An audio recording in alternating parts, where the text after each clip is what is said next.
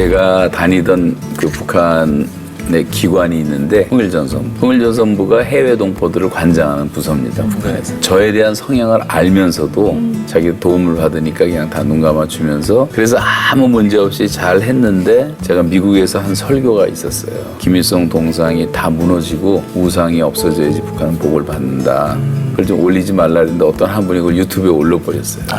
해커들이 그거를 캐치해가지고 이런 놈이 어떻게 우리나라 와서 이런 일을 하냐 이렇게 됐겠죠. 저를 잡기 위해서 평양에서 특사들이 와갖고 하루만 와서 회의 좀 하고 가달라. 그래서 우리 장로님들 중국 가셨다가 내일 모레 나 데리러 오라고 해놓고 들어갔는데 잡힌 거예요. 그 사람들이 제일 무섭게 보는 죄는 최고 전원 모독죄. 그러네요. 외국인 신분이니까 죽일 수가 없어서 사형을 선고를 했다가 종신형 노동교화 명령을 내리더라고요. 여기서 내가 평생을 살다가 노동하다 죽어야 되는가. 근데 그때만 해도 제가 너무 분했던 게 뭐냐면 내가 무슨 죄를 졌길래 도대체 잘못한 게 하나도 없는데 이렇게 억울하고 이렇게 모순된 재판이 어디 있겠는가. 그런데 잠시 제가 묵도를 했어요. 거기서 떠오르는 게 예수님이 십자가 지시는 장면, 뺨을 맞고 침뱉음을 당하고 채찍 맞고.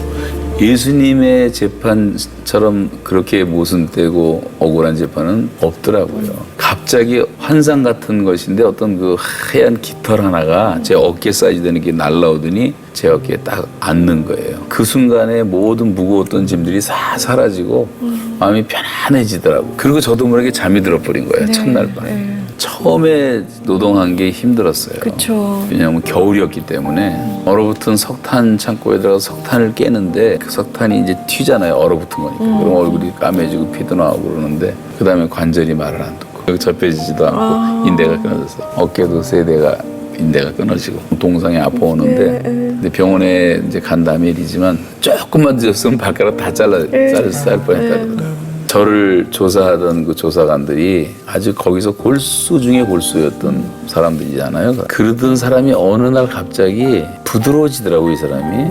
어느 날 나오라 그러더니 자기들만 목욕하는 조그만 목욕탕이 있는데 저하고 단둘이 목욕하는데 막 때를 밀어주기도 하고. 저에 대해서 이제 조서를 써야 되니까 설교했던 거 다 갖고 와서 설교를 매일 듣는 거예요. 내가 이 사람한테 복음을 전해도 되겠다라는 확신이 오더라고요. 그런데 아니나 다를까 이 사람이 갑자기 어느 날 십계명이 뭐냐고 또 물어보고 아들 하는데 사춘기 반항을 하는데 어떻게 했으면 좋겠냐 상담을 시작해갖고 그 사람하고 몇 시간을 상담을 해줬어요. 아이가 얼굴이 환해지고 자기 옆에 와서 아버지라고 부르고 그런다고. 그래서 그 다음 거 또 가르쳐달라고 그러고. 저는 제가 교만하다는 생각을 단 한 번도 해본 적이 없어요. 교만할 조건도 없어요. 그런데 정말 교만하기도 했고 그냥 완전히 죄인 중에 교수라는 게 깨달아지더라고요. 고난과 고통을 통해서 우리는 죄와 악에서 떠나게 된다는 것을 경험하게 됐고 그 감옥 생활 2년 7개월 9일이 제 생애에는 최고의 축복이었어요.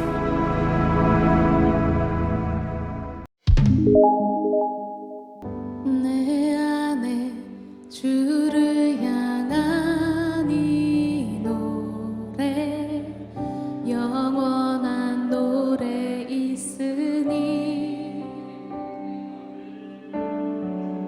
날 향한 주님의 크신 사랑 영원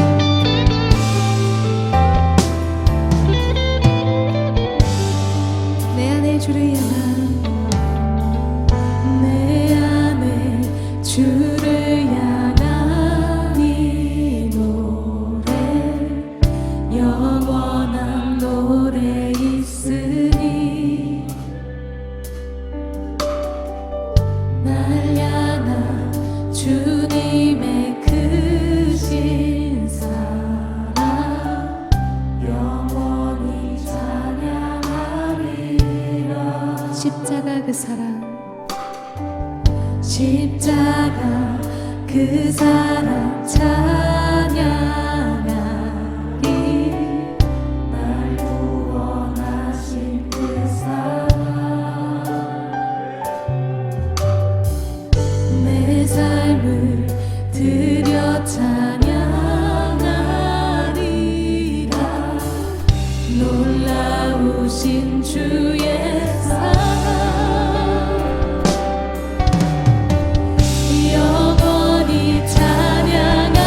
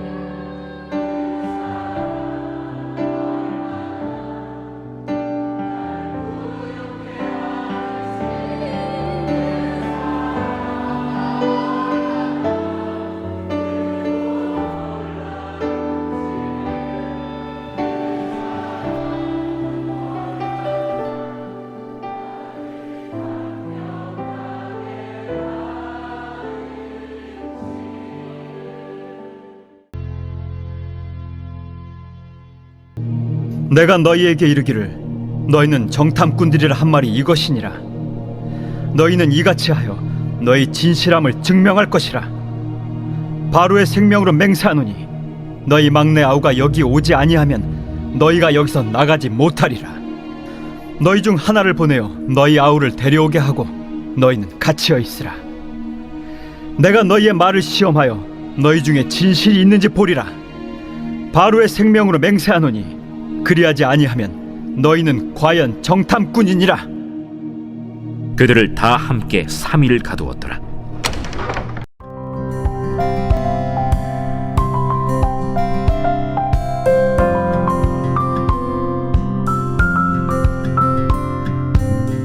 여러분, 구원을 쉽게 표현하면 하나님과의 만남이죠. 죄인이 하나님을 만나는 사건입니다. 본래 인간은 아담이 죄를 지은 이래 하나님을 멀리 떠나 있었죠. 하나님 없이 살아왔습니다. 태양이 찬란하게 떠 있지만 태양의 존재를 무시하는 사람들이 있죠. 태양을 거부하고 땅속에서 마치 두더지처럼 사는 사람들은 태양의 혜택을 누릴 수 없죠. 마찬가지로 하나님을 거부하고 멀리 떠난 사람들, 하나님을 인정하지 않는 사람들은 하나님의 은총과 복을 경험할 수 없습니다. 이런 사람들의 특징은 외로움과 불안, 두려움이죠. 외로움은 스스로 만드는 것입니다. 하나님을 떠나면 외롭고 고독하죠. 또 어쩐지 불안합니다. 배우자가 있어도 자녀가 있어도 불안합니다. 해가 지기만 해도 불안하죠. 삶 전체가 불안합니다. 그러나 왜 불안한지 이유를 모르죠. 그리고 하나님을 떠난 사람들에게는 깊고 설명할 수 없는 두려움이 있습니다. 우리는 하나님을 찾으려고 하죠. 그러나 찾으면 찾을수록 찾을 수 없고 만날 수 없는 분이 바로 하나님이시죠. 왜냐하면 우리에게는 하나님을 찾을 능력도 하나님을 찾아갈 수 있는 길도 없기 때문에 그렇습니다. 하나님이 나를 찾아오셔야 내가 하나님을 만날 수 있는 것이죠. 하나님이 나를 만나 주시지 않으면 스스로 하나님을 만나지 못합니다. 하나님은 우리를 만나시기 위해서 독생자 예수 그리스도를 이 세상에 보내셨죠. 그리고 예수님을 십자가에 못 박혀 죽게 하심으로 우리가 치러야 할 죄의 대가, 죽음의 대가를 대신 담당하게 하셨고 우리를 다시 하나님의 자녀로 삼아 주셨습니다. 이것이 복음이죠. 성경의 핵심 내용인 것입니다. 하나님을 만나는 순간 그 사람의 영혼은 구원받습니다. 어둠이 변하여 빛이 되고 죽음이 변하여 생명이 되죠. 그리고 모든 불안과 염려, 외로움이 변하여 감당할 수 없는 감격과 충만함이 삶 속에 나타나기 시작하죠. 야곱은 형 에서를 만나기 전까지는 행복할 수 없었습니다. 아내를 얻고 자녀를 얻고 많은 재산을 얻었지만 행복하지 않았죠. 왜냐하면 형 에서와 화해하지 못했기 때문에 그렇습니다. 하나님과 화해하기 전에는 어떤 방식으로 행복을 추구한다 해도 사람은 결코 행복할 수 없죠. 요셉도 마찬가지였습니다. 요셉은 형들에게 배신을 당했죠. 요셉에게 있어서 그 문제는 형들을 만나기 전에는 해결되지 않은 셈입니다. 요셉은 형들을 만나서 자신이 이미 그들을 용서했다라는 사실을 알려야 했죠. 그렇게 해야 행복할 수 있었습니다. 혹시 여러분들 중에 문제가 남아있는 사람이 있다면 만나서 풀 것을 다 푸시기 바랍니다. 고백할 것을 모두 고백하고 이미 용서했다면 용서했다라는 사실을 상대방에게 알려주십시오. 혼자서만 용서한다고 해서 화해가 이루어지는 것이 아닙니다. 용서를 선언해야 하는 것입니다. 용서하면 행복해집니다. 용서받으면 행복해집니다. 인생 행복의 가장 중요한 기초 요건은 용서이기 때문에 그렇습니다. 하나님은 요셉이 그를 배신한 형들을 만날 수 있는 환경을 만들어 주셨죠. 그것은 바로 기근이었습니다. 좋은 환경이든 나쁜 환경이든 하나님은 그 환경을 통해 역사하십니다. 환경이 좋든 나쁘든 그리스도의 관점에서 보십시오. 축복도 그리스도의 관점에서 보시기 바랍니다. 고통도 마찬가지입니다. 모든 것을 그리스도의 관점에서 보면 다 하나님의 섭리이며 복이라는 사실을 깨닫게 되는 것입니다. 어떤 관점에서 보느냐가 중요한 것입니다. 그리스도 안에 있으면 모든 것이 합력하여 선을 이루는 것입니다. 우리가 알거니와 하나님을 사랑하는 자, 곧 그의 뜻대로 부르심을 입은 자들에게는 모든 것이 합력하여 선을 이루느니라. 생각하건대 현재의 고난은 장차 우리에게 나타날 영광과 비교할 수 없도다. 세상 사람들은 고난을 고통이라고 부르죠. 저주이며 손해라고 말합니다. 그렇지만 그리스도 안에 있는 사람들에게는 그 모든 저주와 고통과 아픔이 순식간에 복으로 승화됩니다. 우리의 생애가 복인 줄로 믿습니다. 우리가 겪는 고난이 복이 될 줄로 믿습니다. 우리 미래는 하나님의 찬란한 복으로 가득 찰 줄로 믿습니다. 드디어 요셉은 생각지도 못한 하나님의 특별한 은혜로 가나안 땅에 사는 형들을 만나게 되었습니다.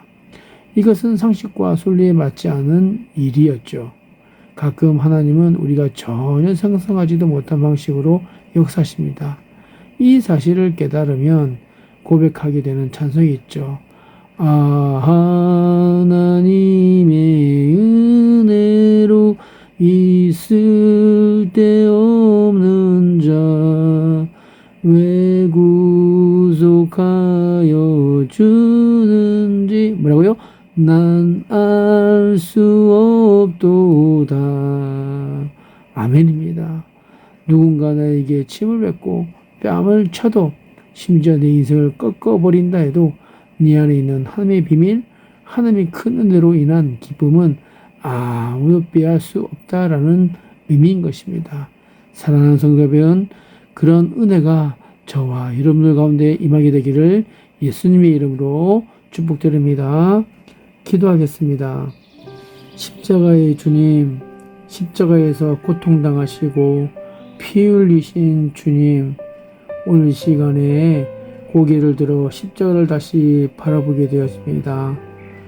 아버지 하나님과 우리 사이의 막힌 담을 헐어주시고 아버지를 아버지로 부를 수 있는 기쁨을 회복시켜 주신 주님, 단절되고 어그러진 반목과 갈등의 관계들을 회복시켜 주시고 사랑받고 사랑할 수 있게 해주셨으며 참된 평화와 평강을 허락해 주셨음을 고백합니다.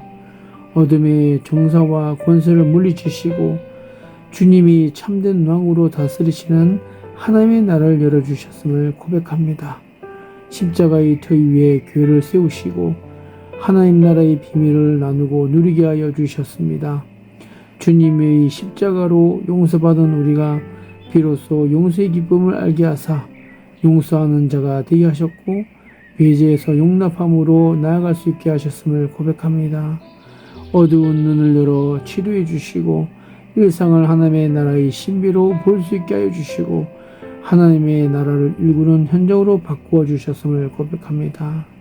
하나님, 그러나 교회 첨탑 위에서 빛나는 우수한 십자가, 병원의 수많은 푸른 십자가, 그리고 온갖 십자가 형상이 넘쳐나는 우리의 일상이지만 그 수많은 십자가에서 주님의 얼굴을 보지 못하고 살아온 일상이었음을 고백합니다.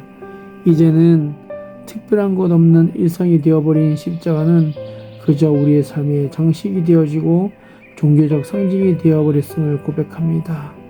하나님, 십자가를 잊고 살았던 우리의 마음을 용서하여 주시옵소서. 십자가의 주님, 부활하시고 다시 오시는 주님, 우리 일상 속에서 수많은 십자가들을 만날 때마다 주님이 우리에게 행하신 일들을 기억할 수 있도록 이끌어 주시옵소서. 십자가를 달고 있는 교회가 그 십자가에 합당한 존재로 이 땅에 존재할 수 있도록 이끌어 주시옵소서. 십자가를 지신 주님을 따르는 성도들이 되게 하여 주시옵소서. 참으로 피하고 싶은 말이지만 자기 십자가를 지고 따르라라고 하는 그 말씀을 따라 살아갈 수 있도록 이끌어 주시옵소서. 먼저 나를 내려놓고 먼저 용서하고 용서를 구하며 먼저 사랑하고 먼저 낮아지고 먼저 감싸 안고 먼저 고난받는 자리로 나아갈 수 있도록 우리를 이끌어 주시옵소서. 약하고 패배한 것처럼 보이는 십자가가 세상의 부정의와 권력을 깨뜨린 것처럼 우리가 십자가 사랑을 온전히 다룰 때 두려움을 걷고 어둠과 싸워가는 용기도 허락하여 주시옵소서. 십자가 앞에서 그러나 너무도 일상적인 삶 속에서 기도합니다.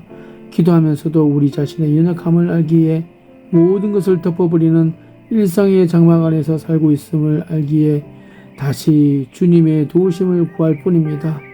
우리의 일상을 십자가로 구속하여 주시옵소서. 우리의 일과 우리의 삶을 십자가로 구원하여 주시옵소서. 우리를 위해 십자가 고난을 온전히 받으시고 십자가를 지신 우리 주 예수 그리스도의 이름으로 기도드려옵나이다. 아멘.